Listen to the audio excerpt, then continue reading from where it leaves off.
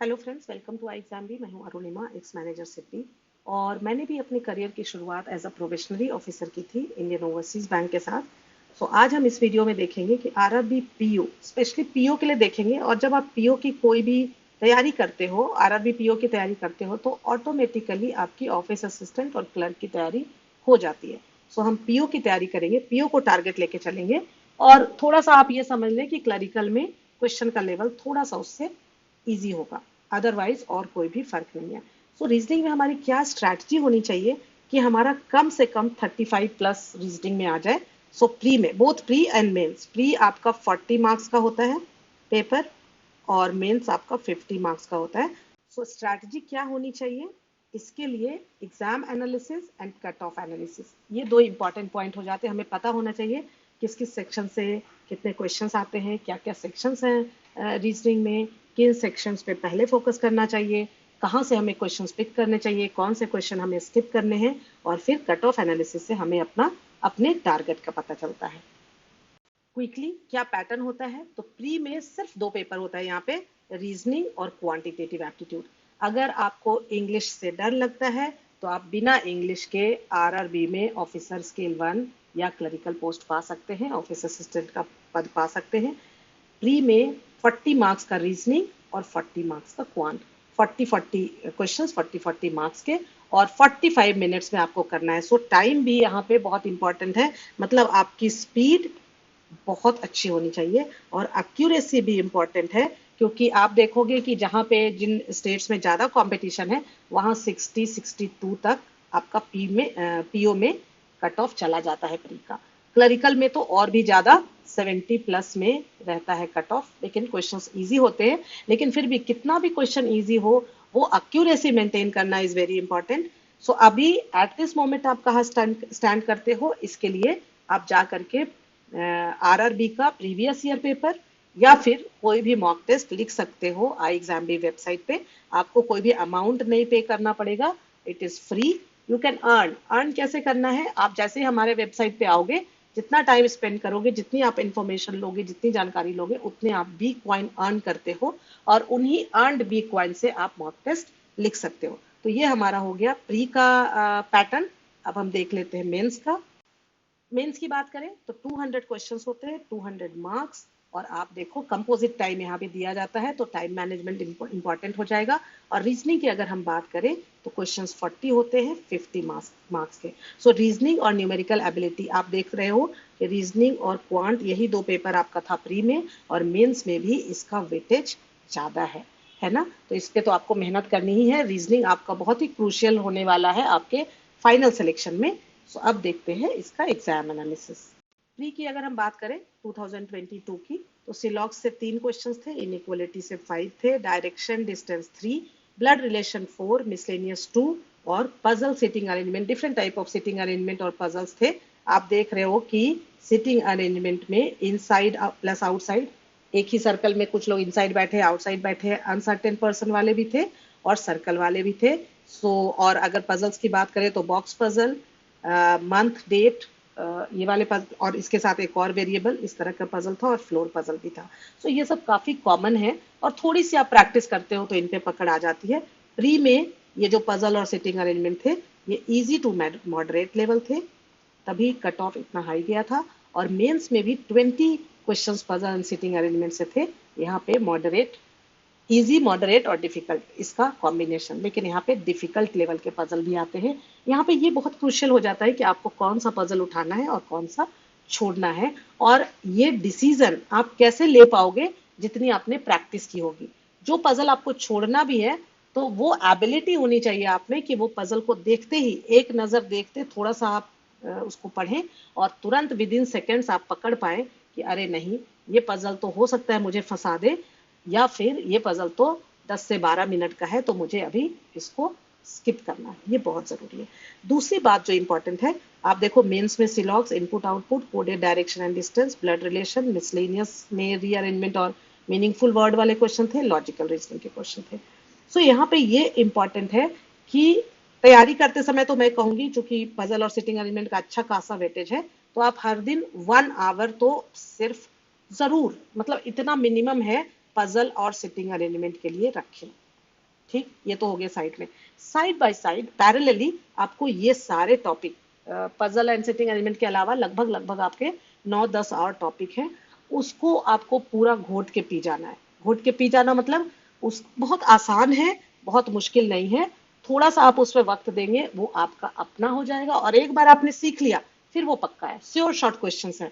सो सिलॉग्स एक बार आपने सीख लिया, फिर सवाल नहीं है कि सिलॉग्स के क्वेश्चंस आपके गलत हो जाए। हाँ, सीखते समय आपको अच्छे से वक्त देके, कुछ भी इंस्टेंट 2 मिनटों में कुछ नहीं होता, ये मैगी नहीं है कि 2 मिनटों में तैयार है ना।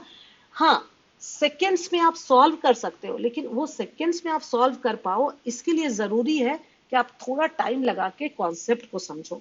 वहां पे आप कॉम्प्रोमाइज नहीं कर सकते। वहां पे कोई आपको कहता है कि मिनटों में आप सिलॉग सीख लोगे, मिनटों में आप इनपुट आउटपुट सीख लोगे, नहीं।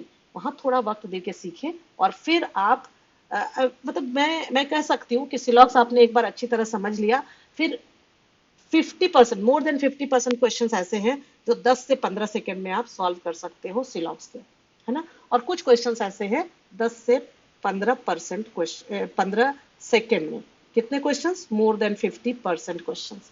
और बाकी क्वेश्चंस भी आधा मिनट तक में सॉल्व हो जाते हैं। मतलब मैं कहूंगी 5 क्वेश्चन सिलॉग्स का आपका 2.5 मिनट से ज्यादा तो बिल्कुल भी नहीं लगना चाहिए, विथ 100% एक्यूरेसी। लेकिन उसको पक्का सीखना पड़ेगा, ये सारे चैप्टर में यही बात है। सो एग्जामिनेशन हॉल में हमेशा ही पहले आपको पजल और सिटिंग अरेंजमेंट में नहीं फंसना है। पजल एंड सिटिंग अरेंजमेंट को छोड़ के जितने प्रश्न हैं पहले उनको कर ले, और फिर एक एक करके जितने पजल और सिटिंग अरेंजमेंट है जो आपको लगता है डुएबल है उसको आप करते चलो, ठीक है। अगर कट ऑफ की बात करें तो आप देख सकते हो, प्री आरआरबी पीओ प्री में 2021 में जो हाईएस्ट कट ऑफ था, क्योंकि ये स्टेट वाइज रीजन वाइज ये अलग अलग कट ऑफ हो जाता है।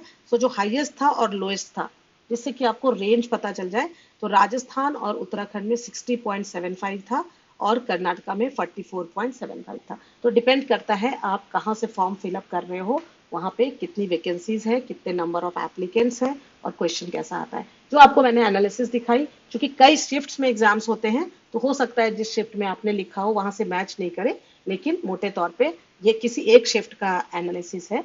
तो आप लेकिन अंदाजा लगाने के लिए ये मैंने आपको बता दिया।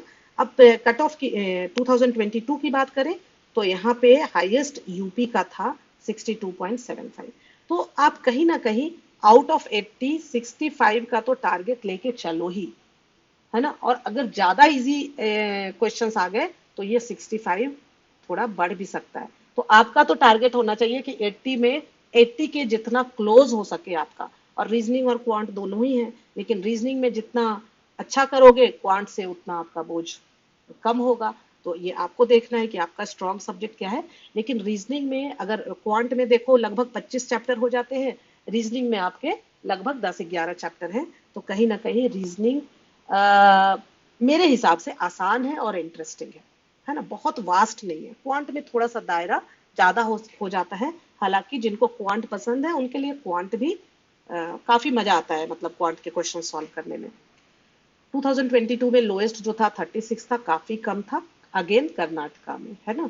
तो कर्नाटका का जो कट ऑफ जा रहा है वो काफी कम जा रहा है। अगर मेंस के कट ऑफ की बात करें, मेंस 50 मार्क्स का है और प्री 40 मार्क्स का है, ये आप ख्याल रखना। हाईएस्ट 107 है 0.44 एंड 94.88। ये हम टोटल ओवरऑल कट ऑफ की बात कर रहे हैं, यहाँ पे आप ये मत समझ लेना, क्योंकि ये तो 50 मार्क्स में।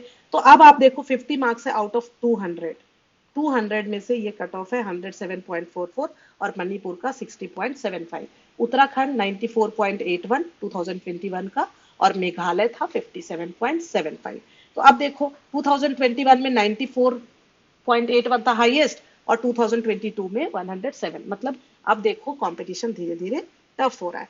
दूसरी बात ये भी इंपॉर्टेंट है यहाँ पे मेंस में, कि आपका जो फाइनल सिलेक्शन होगा मेंस प्लस इंटरव्यू का जो मार्क्स होगा उसके बेसिस पे होगा। तो प्री में तो सिर्फ कट ऑफ क्लियर कर लिया काम बन गया, मेंस में सिर्फ कट ऑफ क्लियर करना काफी नहीं होगा। मेंस में आप 200 नंबर में जितने ज्यादा से ज्यादा नंबर लेके आएंगे उतना अच्छा होगा आपके फाइनल सिलेक्शन के लिए, क्योंकि इंटरव्यू पर से बोझ हट जाएगा, इंटरव्यू पर से डिपेंडेबिलिटी घट जाएगी। और मेंस बहुत कुछ आपके हाथ में होता है, जो रिटन पेपर होता है बहुत कुछ आपके हाथ में होता है। तो मैं कहूँगी कि यहाँ पे मेंस में ज़्यादा से ज़्यादा मार्क्स लाने की कोशिश करें। रीजनिंग में कम से कम 35, लेकिन आप यहाँ पे इसको 40 प्लस तक भी लेके जा सकते हैं अगर आपका ये स्ट्रॉन्ग सब्जेक्ट है। क्विकली एक नज़र क्लर्क के कट ऑफ को भी देख लेते हैं। तो प्री में आप देखो, क्लरिकल में 2021 में ओडिशा का हाईएस्ट था 78.50, तेलंगाना का लोएस्ट था 69। 2022 में हाईएस्ट अगेन ओडिशा का ही था 77 और लोएस्ट था 61.25। मेंस की बात करें तो हाईएस्ट हरियाणा 84.13 2022 में और अरुणाचल प्रदेश 61.16 लोएस्ट। और 2021 की बात करें तो तेलंगाना हाईएस्ट 80 और लोएस्ट अरुणाचल प्रदेश 55। सो अजीब सी बात है कि 2021 में प्री में लोएस्ट था तेलंगाना का और मेंस में हाईएस्ट था तेलंगाना का, है ना? बड़ा ही contradictory. You can prepare 50% faster with iExamB. For any further clarification, you can call us at now 920-5524028 or you can write to us at hello@iexamb.com. अगर आपने अभी तक चैनल को सब्सक्राइब नहीं किया है, आप ज़रूर कर लें, क्योंकि आने वाले दिनों में हम काफ़ी इंपॉर्टेंट वीडियोस लेकर आने वाले हैं IBPS, PO एंड क्लरिकल दोनों के लिए। Thank you friends, thanks for watching.